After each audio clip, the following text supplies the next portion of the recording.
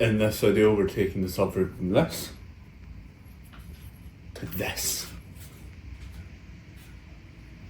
Oh, wait. Welcome back. It's a new day, it's a new video.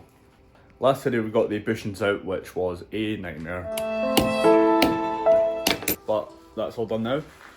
So plan for this video, which will include today and probably some more days, is going to be to use the blue discs or floppy disk on the angle grinder and try to take back the subframe to bare metal. I've done a bit already just to try out how it's went, and it's went well. So I'll show you what I've managed so far, and yeah, it's gonna be a lot of time lapse in this video, I think. Hopefully the time lapse should be quite satisfying, because it's gonna be going from this stuff, yucky, to ta-da, nice and shiny. Now one of the reasons I went for the hammerite paint is because you can see all this little stuff here. That's clean, but that's actually pitted from rust, which means it's got like tiny little divots in it, tiny little holes in it, just from obviously corrosion. And the hammerite paint, you're good to just paint straight over this, and it's kind of a rust inhibitor as well. So we're going to do 2-3 coats of that, depends how much paint I've got, to be fair, but we'll crack on, strip all this down as much as we can, start painting. Also, I fucking hate painting, but thankfully I managed to get spray paint, because I can't do brush paint. I am not good. Enjoy the time lapse, enjoy the video, thank you. I've just used this guy that I was talking about, the blue, I don't even know what this is, to be honest. It looks like super noodles, but it's hard. And it's meant to strip paint and everything else, and it's done quite a good job, to be fair. I mean, you can see straight away like the difference. You can see here where that is so nice and smooth. I don't know if you can hear the difference. So that's smooth, and then there's obviously some pitting around the edges here. That's where the paint was still on, and it's like a mirror almost. So thumbs up for this thing, pretty good. So I've done that, so I'm just going to do a little time lapse of doing the bits I can. Obviously it's going to be quite difficult to get to some bits, just access wise. I'll figure out what I'm doing for that. I don't know whether that'll be a wire brush or what, but yeah, this thing's good so far. Enjoy the time lapse.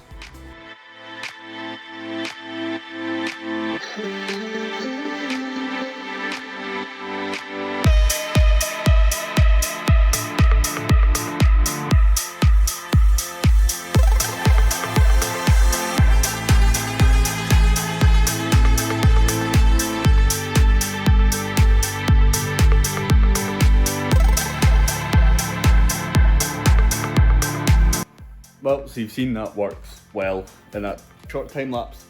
My angle grinder batteries, or the kind of tools that I've got batteries, don't seem to love this. So don't know if I'll need to get some new some new tools possibly.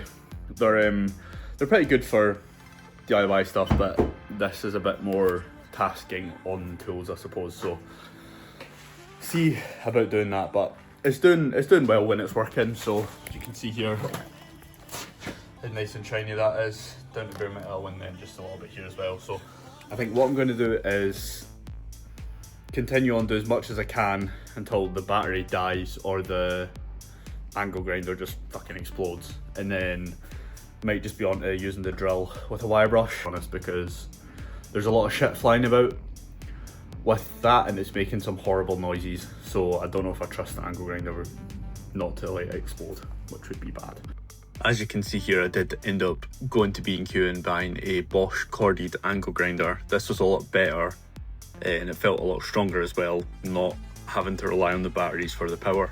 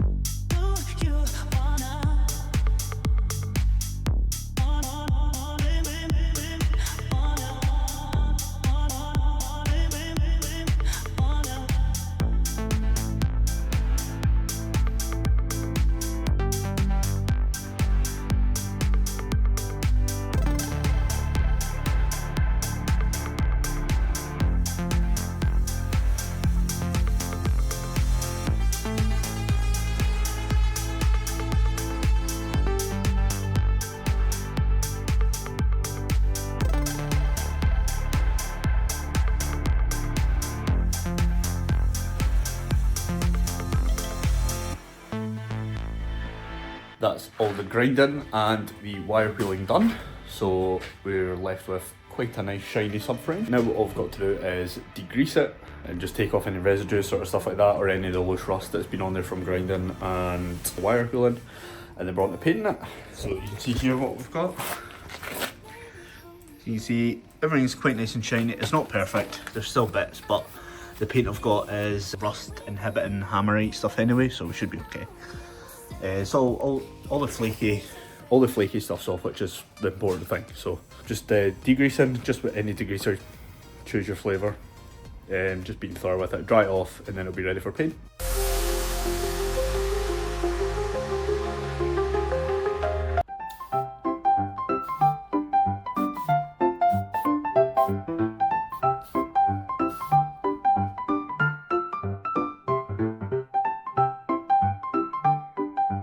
Right, that's all degreased. What I did was I just sprayed a degreaser on it.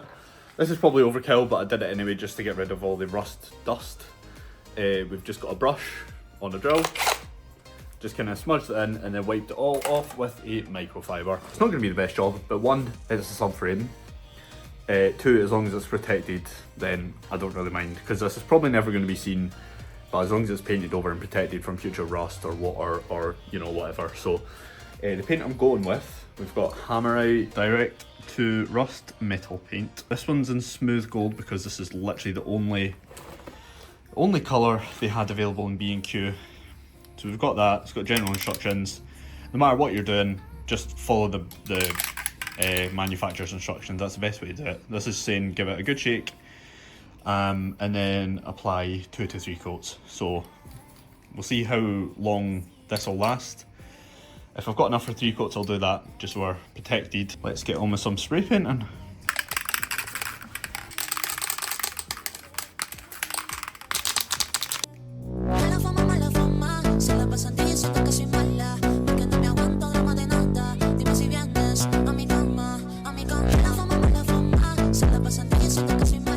There we are.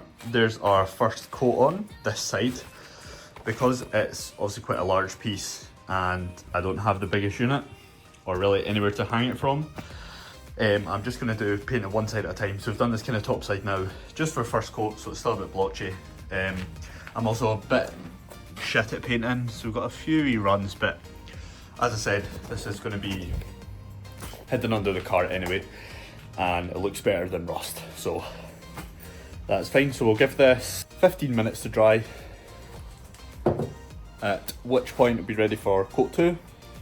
So we'll do the second coat and then I'll turn it around, do the other side 2 coats, and then how much we've got left paint wise, be able to do a third coat or maybe not, but we'll see. So yeah, just going to kill some time now, 15 minutes, and then I'll be back for the second coat.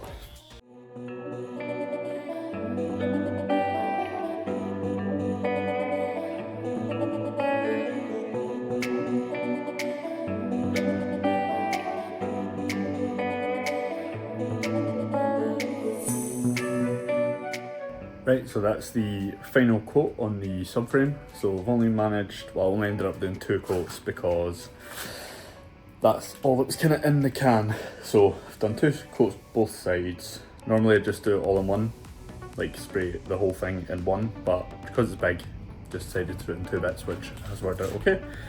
So we'll just wait for that to dry.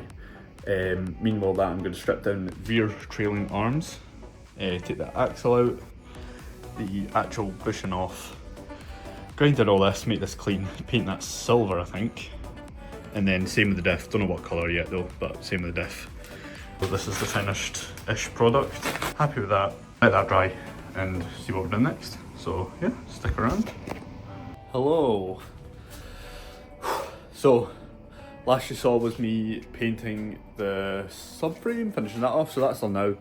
It's turned out okay, it's not the best, but it's protected and looks better than rust, so happy with that. So in the meantime, what I've done off camera is I've stripped down the one side of the rear trailing arm, as you can see. So we've got the axle out, and obviously these 2 carrier plates for the bushings out.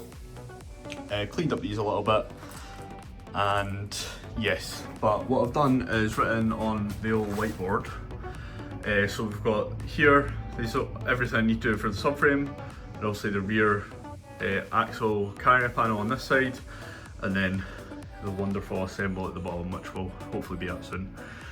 So still got some bushings to remove from the arms and whatnot, but I'm waiting on map gas being delivered so I can use fire because it's a lot easier. Clean up and paint components, do that after the bushings are out.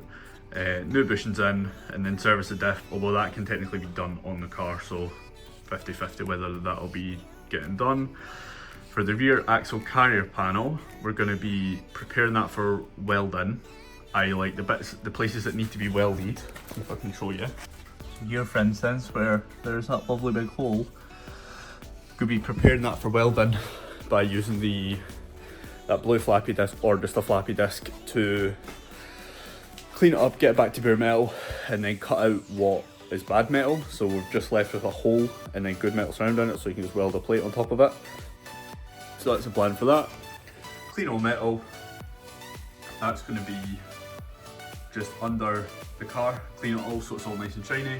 Fill any rust holes as I mentioned in point 1. There's another little one down on the left side, and then rust convert and paint and protect. So that's a little list. So what I'm going to do now, probably I'll have a few time lapses, but I might do a lot of this stuff off camera. Just going to be disassembling all this stuff. I mean, there's nothing really to watch, it's just going to be me struggling with bushings realistically. So we'll, yeah, do that, and then I'll be back when there's something interesting or satisfying to show you. So, let's go.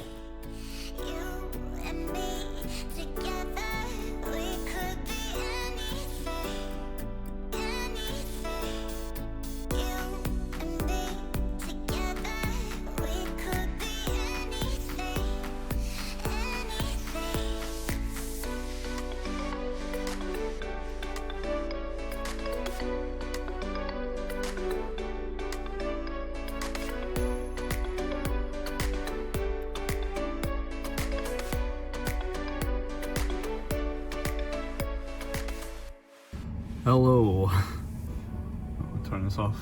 So, last you saw was me stripping down, wire wheeling and angle grinding the spring perch arms, so the upper arms on the rear. I'm going to leave it here for today's video, and then once my blowtorch comes in, or my map gas kind of torch comes in, that'll obviously be in the next video, which will include taking the bushings out and then pretty much painting absolutely everything, restoring everything, and getting that ready for new bushings basically. And then after that we're going to work on the rear RACP rear axle carrier panel, or basically the place where the subframe mounts and where they tend to crack on the E46s. So we'll work on that in the next episode, and then might have an episode on the wheels just to switch it up a bit. But yeah, that's the plan. So thank you very much for watching, and I'll see you in the next one.